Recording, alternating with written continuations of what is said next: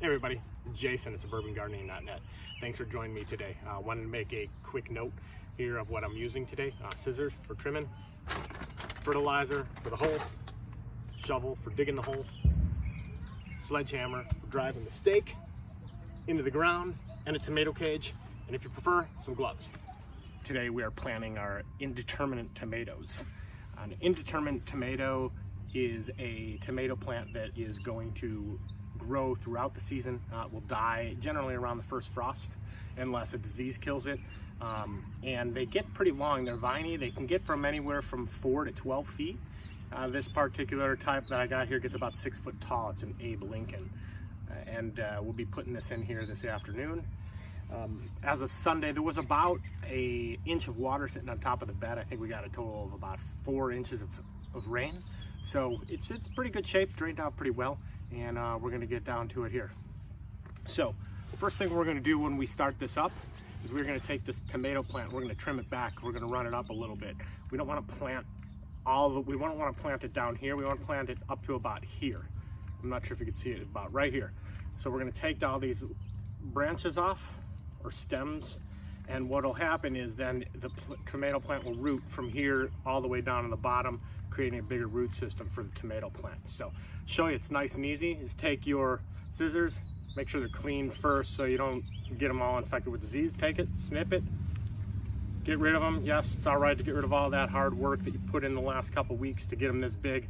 Always kind of hurts me, but it's actually really good for it. So from there we cut them off and then we can get them in the ground. All right, well, we picked out a spot here.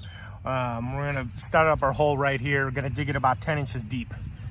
As a heads up, when you space tomato plants like this out, you wanna give them about 2.5 to 3 feet of space.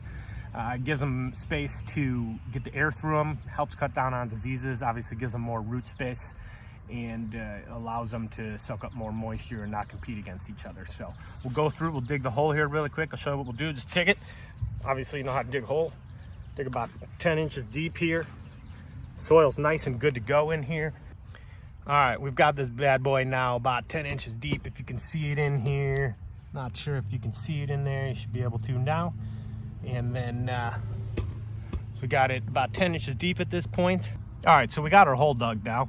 Once we get our hole dug, we're gonna take a handful of, like to use this, this is particular brand of fertilizer that I've got today as a Burpee natural organic.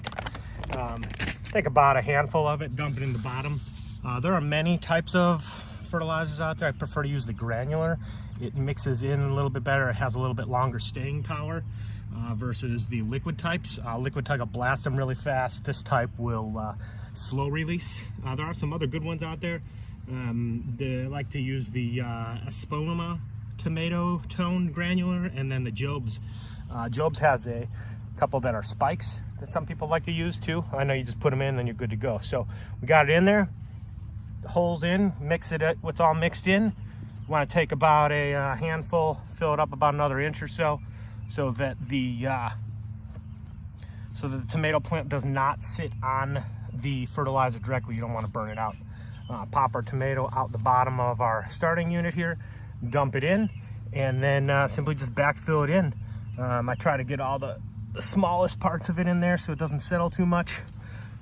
This is far from an exact science. I want you guys to know this, that as you're doing your garden, don't feel that if you're like, oh man, I think I did something wrong, I hope they live. They're fine, they're tomato plants. They're pretty strong.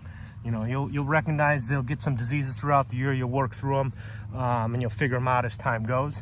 But for right now, just get this in here. It's all set and ready to go. And we have this one planted.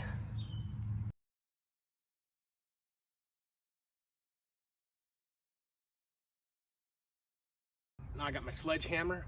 This is the best part of this. You can push it in pretty well, usually in a raised bed. I got it probably about a foot deep already. I'm gonna pound it in about another foot, and we'll be off and ready to put the cage on. All right, got the stake in, nice and sturdy, and it's time to slide the cage on.